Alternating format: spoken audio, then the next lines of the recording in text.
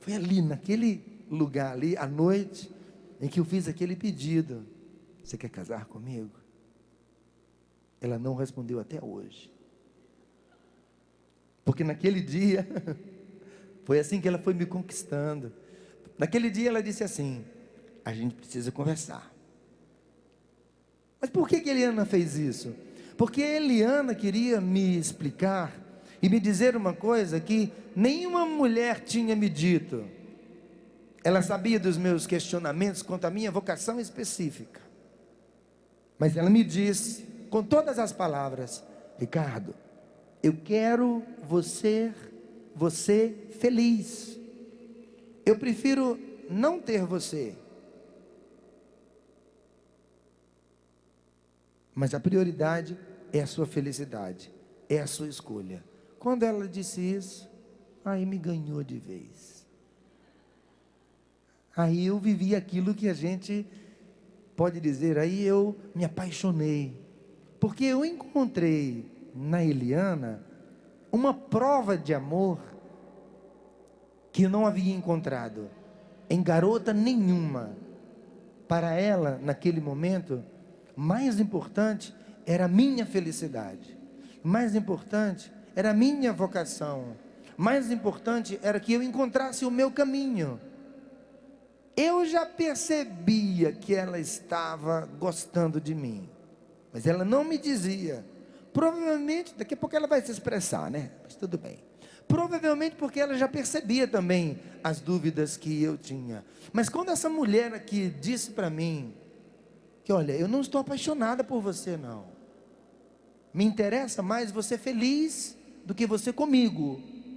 Quando ela me disse isso, eu digo, poxa, ela tem tudo para ser a mulher da minha vida.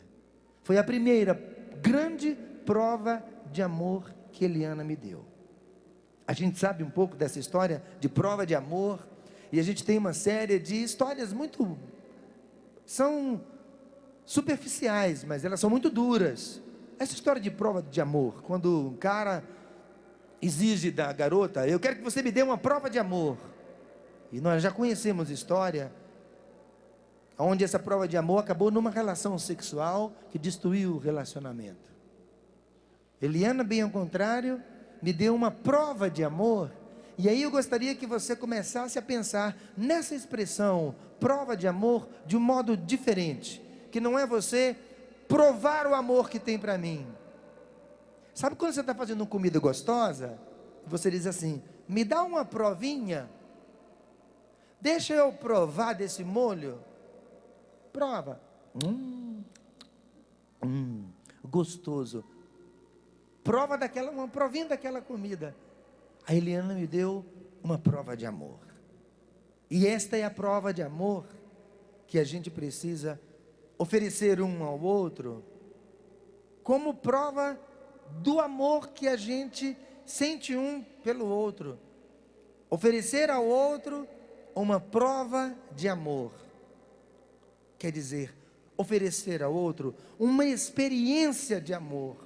Quando você e eu, nos nossos namoros, porque pode ter certeza que Eliana e eu continuamos namorando muito, e aprendemos muito com o Padre Léo, inclusive, sobre isso, que ele se queixava quando casais diziam, nós estamos namorando, nós vamos noivar, e depois vamos ser casados.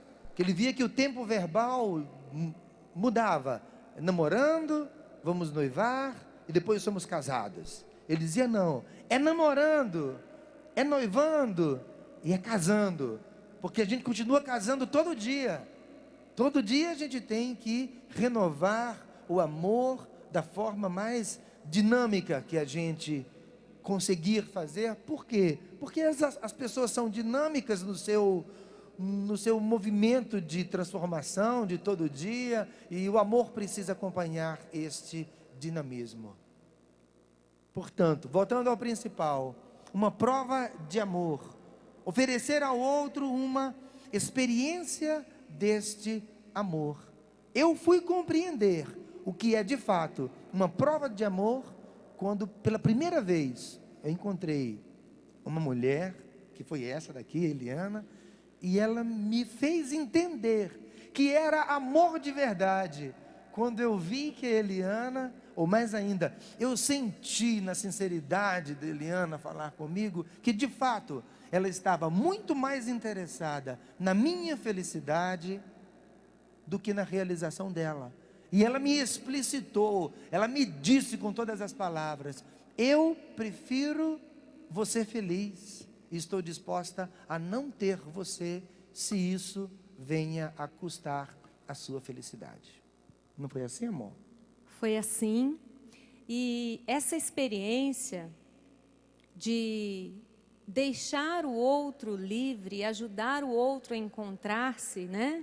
Nessa busca, porque quando a gente está namorando, a gente está se conhecendo. Na Canção Nova, antes de namorar, a gente faz um caminho ainda, né? A gente não começa a namorar, faz um caminho de namoro, de conhecimento, para verificar se realmente existe aquele desejo mútuo de namoro, não é? Então, nesse caminhar de preparação para namorar, eu fui entendendo, né? E nessa época o Ricardo estava distante, ele estava estudando, e eu fui entendendo que a distância ajudou bastante. Por quê? Porque eu não tinha o Ricardo perto de mim, diferente de quem namorava e tinha o seu namorado ali pertinho, né? E ele, então, a gente se escrevia muito. E eu acredito que o passo de deixar o outro livre e o desejo de fazer o Ricardo feliz e ajudá-lo a encontrar a vocação, aquilo que Deus pedia para ele, partiu muito de um relacionamento fundamentado na amizade. Nós somos muito amigos. Até hoje, nós somos amigos, somos cúmplices, né? Tem coisas que a gente faz, coisa de amigo mesmo, né? Que a gente planeja junto, a gente faz junto. Por exemplo, conta pra gente. Por exemplo, a gente está com 20 anos de casados, mas a gente adora fazer surpresa um para o outro, né? Encantar, assim. Encantar o cliente. Então, de vez em quando ele chega de viagem, aí ele levanta lá o travesseiro dele na hora de dormir, aí tem uma lembrancinha lá, né? De vez em quando, por exemplo, ontem eu estava muito cansada, mas eu vim à missa com ele. Coisa que... Eu disse para ela que nem precisava. Eu disse: amor, você está cansada, fica em casa. Falei: não, eu vou à missa do acampamento com você. Então, nós temos assim muito... É coisa de amigo, né? Então, nós temos muitas atitudes, né? Tem situações, por exemplo, que nos fazem sofrer muito. E a gente faz um pacto de não falar mais sobre elas. Coisa de amigo. Quem está procurando? O Espírito Santo. Ah. Aí a gente faz um pacto de não falar mais sobre aquele assunto. Por que a amizade foi tão fundamental? Porque, de fato, eu me recordo que quando eu falei isso para o Ricardo, eu nem acreditei que eu tinha falado.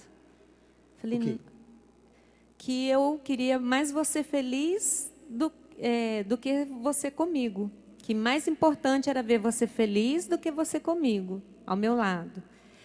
Então, só que quando a gente também mandava, olha que legal, né, gente? Uma viagem no túnel do tempo.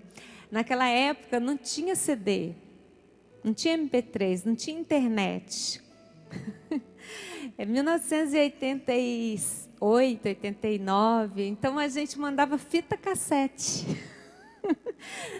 Tem gente que nem conhece, né? Essa geração nova aí nem conhece. Era fita cassete. A gente gravava, falando várias coisas e tudo. Às vezes colocava algumas músicas e mandava. E às vezes o Ricardo partilhava nas cartas, nas fitas cassetes, esse questionamento dele. E eu ouvia tudo aquilo. Às vezes eu chorava, ficava muito mexida, chorava, mas chorava quietinho no meu travesseiro de noite, debaixo da bicama, né? Na casa das moças. Eu chorava e eu fui entendendo que era tão importante essa decisão na vida do Ricardo que eu precisava deixá-lo inteiramente livre. Eu acho que essa foi a grande prova de amor. Deixá-lo livre. De forma que ele não sentisse em nenhum momento que ele tinha que namorar comigo, que ele tinha que noivar comigo, que ele tinha que casar comigo. Não.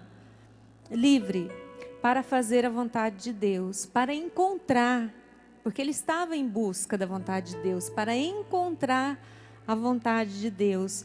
E eu vejo que isso é tão importante porque ainda hoje nós somos muito treinados em tudo que nós fazemos, em tudo que nós vivemos, a buscar a vontade de Deus. Muitas vezes a gente diz: se Deus não pedisse o contrário, bem que eu ia fazer isso, né? Pelas emoções, pelos sentimentos, pela nossa razão. Mas em tudo, buscar a vontade de Deus. Porque fazer a vontade de Deus é tão importante quanto o ar que eu respiro. Fazer a vontade de Deus é fundamental. E eu entendi naquele dia que eu precisava deixar o Ricardo livre, totalmente livre, para encontrar a vontade de Deus a respeito dele. E quem poderia dizer isso a não ser ele? Ele, Deus. Somente ele poderia dizer o que é que Deus pedia dele de fato, né? Bastou seu modo de olhar, um jeito tão diferente. Bastou sua voz me explicar. O mundo era tão pequeno, faltava eu te encontrar. Seu modo tão diferente, repouso pra minha alma, sua força de me abraçar. Bastava você pra eu entender, seus olhos já dizem tudo. Bastava você, seu jeito de ser, o meu amor